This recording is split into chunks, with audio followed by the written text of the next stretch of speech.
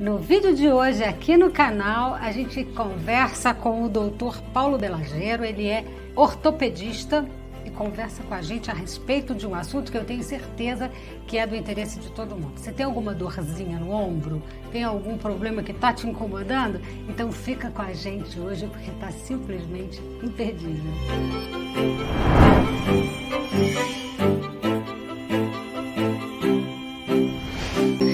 Dr. Paulo Belagero, é uma satisfação ter o senhor aqui no nosso canal.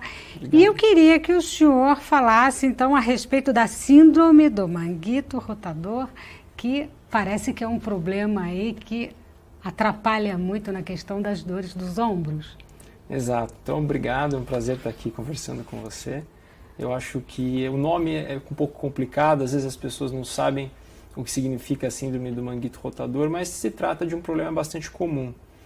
Como qualquer síndrome, é um conjunto aí de doenças. Então, a do manguito rotador exprime, na verdade, o conjunto de doenças que acontecem na região do ombro e estão relacionadas aos tendões do manguito rotador. Então, quando a gente fala na cirurgia do ombro e cotovelo dos tendões do manguito rotador, são aqueles tendões responsáveis pela movimentação do ombro, basicamente. Então, os tendões, é sempre interessante da gente entender que eles conectam ali o músculo com o osso. Então, eles transferem energia, eles têm um papel importante de motor. Então, quando a gente tem algum problema nessa estrutura que representa o motor do nosso ombro, muitas vezes o problema está aí no manguito rotador. Então, as dores dos ombros, assim, essas dores localizadas, normalmente o problema é esse, né, doutor? Tá? Ou existem outros problemas? Quando a gente fala que é uma síndrome, que representa um conjunto de doenças. Então, dentro dessa síndrome, a gente está falando dos tendões com roturas, a gente pode estar falando simplesmente de uma tendinopatia, ou mais comumente falado a tendinite. A gente está falando um pouquinho das bursites inflamatórias, que todo mundo sempre ouviu, conhece alguém que tem algum caso parecido.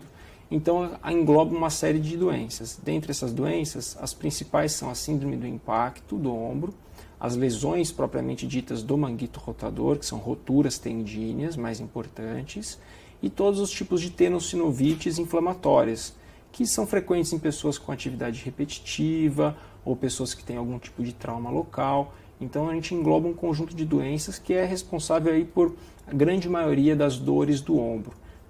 E isso é um ponto interessante, que como muitas pessoas pensam que a dor do ombro tem que ser aqui em cima, ou na região aqui que a gente fala mais do trapézio, cervical, mas não, a grande maioria das dores do ombro que o paciente vai sentir vai ser na região do braço.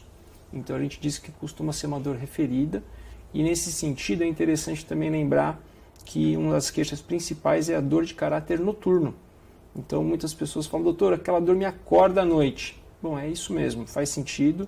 É uma dor no braço, com caráter noturno. A gente tem grande chance de estar falando aí da síndrome do manguito rotador. Bom, existem várias classificações nesse sentido, porque a gente tem pessoas jovens que fazem exercícios físicos, que precisam de orientação, a gente tem pessoas de idade, a gente tem bursites e tal. Eu queria que o senhor falasse um pouquinho dessas diversas possibilidades de problemas no manguito rotador, por favor. É interessante. Se a gente for tentar dividir um pouquinho em relação à faixa etária ou prática de atividade, a gente consegue topografar um pouquinho das doenças.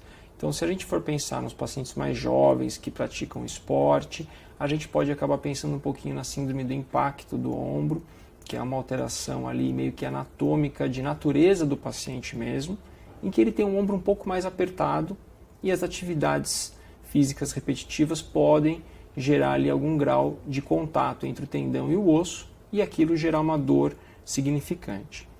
Se a gente for pensar um pouquinho mais para frente nas pessoas um pouco mais velhas, que praticam ou não atividade física, a gente pode já pensar em doenças um pouco mais degenerativas, e nesses casos a gente tem as roturas mesmo, propriamente ditas, as lesões dos tendões do manguito rotador. Puxa, que difícil, né? Bom, também as pessoas que fazem exercício físico na academia têm que ter muita atenção, porque às vezes um determinado tipo de exercício pode gerar uma lesão, doutor? Pode, isso já está bem especificado na nossa literatura. A gente trabalha com um grupo forte de medicina esportiva na universidade e a gente consegue entender um pouquinho melhor até a relação da prática de atividade física com as doenças do ombro ou com as doenças do aparelho locomotor. O que é importante a gente salientar é que a atividade física é benéfica. Agora, o como ela é feita, a quantidade que ela é feita e para qual paciente que ela é feita, que vai determinar se ela vai trazer um bom resultado ou não vai trazer um resultado ruim. Então, eu sempre explico para os pacientes que a gente não pode pensar na atividade física da academia como uma receita de bolo em que todo o treinamento é feito sempre igual para todos os atletas. Isso não tem sentido. Você busca um tratamento de saúde personalizado, customizado. Hoje a customização está na nossa vida toda. Tudo que a gente quer customizado. E por que treinar academia ou treinar qualquer atividade física de uma forma padronizada para todos? Não, e às vezes a pessoa está na academia, está vendo o amigo, a amiga realizando uma determinada atividade física, aí você vai fazer igual. Exato. Né? Imagina, você vai pegar aquele peso e a diferença do preparo físico, da condição para assumir aquela atividade naquele momento, pode gerar uma lesão? Pode gerar, a gente vê isso bastante no consultório. Então, assim, por isso que eu gosto de frisar bastante que aquele treino de academia Ctrl+C, Ctrl+V não funciona para todo mundo. Tá vendo? A gente tem que ter, o treino de academia também tem que ser customizado, tem que ser feito de acordo com o histórico esportivo, tem que ser feito de acordo com as aptidões daquela pessoa. E existem pessoas que têm mais ou menos propensão a ter lesão. Então, essas pessoas também têm que ir tomando um pouco de cuidado, entendendo a sua própria história, para se prevenir de ter problemas. E também existem esportes que você precisa ter um pouco mais de atenção nesse sentido, né, doutor? Como o exemplo do tênis. Sim, quanto mais intenso é o esporte, quanto mais movimentos complexos ele envolve, quanto mais tempo você pratica e mais alto o seu nível de intensidade, maior o seu risco.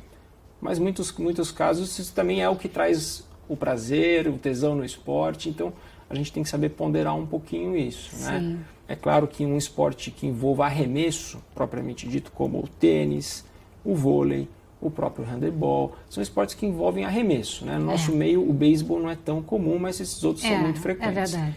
É lógico que são esportes que usam mais o ombro do que outros esportes que não fazem arremesso. Mas também não quer dizer que esses esportes vão trazer problemas. Sendo feito de forma adequada, com boa técnica, com bom preparo, os atletas vão ter uma boa vida. Claro, gente, é muito importante a atividade física, né? Vamos deixar bem claro aqui, a gente sempre fala aqui nos nossos vídeos da importância da atividade física para tudo. É muito importante, o não sedentarismo, mas tudo com atenção e com observação para aquilo que deve ser feito da melhor forma. Eu queria saber um pouquinho a respeito do tratamento. Uma vez que a pessoa esteja ali acometida do problema, o que é preciso fazer? Eu acho que todo tratamento começa entendendo o problema. Então, se o paciente, se o atleta, a pessoa que for entender o que está acontecendo com ela, ela vai ser um grande auxiliar ali do médico ou do fisioterapeuta no seu próprio tratamento. Então, acho que começa tudo com educação, com entendimento mesmo do que está acontecendo e evitar, caso possível, fazer as coisas que estão sendo ruins para esse paciente. Entendendo a doença, entendendo de forma completa, com exame físico, uma história bem feita, com exames de imagem, caso necessários, os tratamentos podem variar desde simplesmente mudança de estilo de vida, algum tipo de exercício, muitas vezes é recomendado para um tratamento. De fisioterapia, né? Fisioterapia ou mesmo na academia. Muitas vezes a gente só entendendo um pouquinho num bate-papo o que está sendo feito de errado, a gente consegue trocar um exercício por outro, mudar algum estilo de treino e aquilo já consegue ser um tratamento. A fisioterapia é muito importante. A fisioterapia realmente melhora a parte de alongamento, melhora o controle da função dos músculos do ombro, melhora toda a parte biomecânica. A medicação é importante, mas ela costuma ser mais importante nas fases agudas. Para melhorar a dor, né? Melhorar a dor agudamente. Agora, o paciente que tem que tomar remédio regularmente para tratar uma síndrome do manguito rotador, provavelmente tem alguma coisa errada. Tem que investigar mais. Tem que investigar mais. O que eu fico pensando, doutor, é que às vezes é um tratamento que demora, né? Você fica lá com aquela dor, aí quer voltar à atividade física, aí tenta de novo, aí dói. É assim mesmo? Algumas vezes é assim, mas o que às vezes a gente não reflete é que para causar aquele problema também levou muito tempo. Sim. Então é diferente da gente ter uma pancada no braço ou na perna, que a gente faz um gelo, toma um remedinho, em 2, 3 dias você está ótimo. Mas um problema que foi cultivado durante muito tempo, com alguma coisa feita de forma inadequada, também não vai ser resolvido de uma hora para outra. Então, eu queria dizer para vocês o seguinte, tem que ter aí muita atenção para não acontecer, porque depois tem aí um tempinho de tratamento, mas se consegue sim uma solução. E eu queria, sem dúvida nenhuma, continuar aqui falando dos problemas voltados mais para a terceira idade, né? Porque eu não tenho dúvida que também é importante saber da bursite, de todas essas coisas, onde estão as dores para a terceira idade. Mas a gente volta para falar a respeito desse assunto num próximo vídeo. Muito obrigada, doutor, pela sua participação aqui. Foi um grande prazer falar a respeito desse assunto. E a gente fica por aqui e eu vejo você no nosso próximo vídeo do Portal Doctor TV.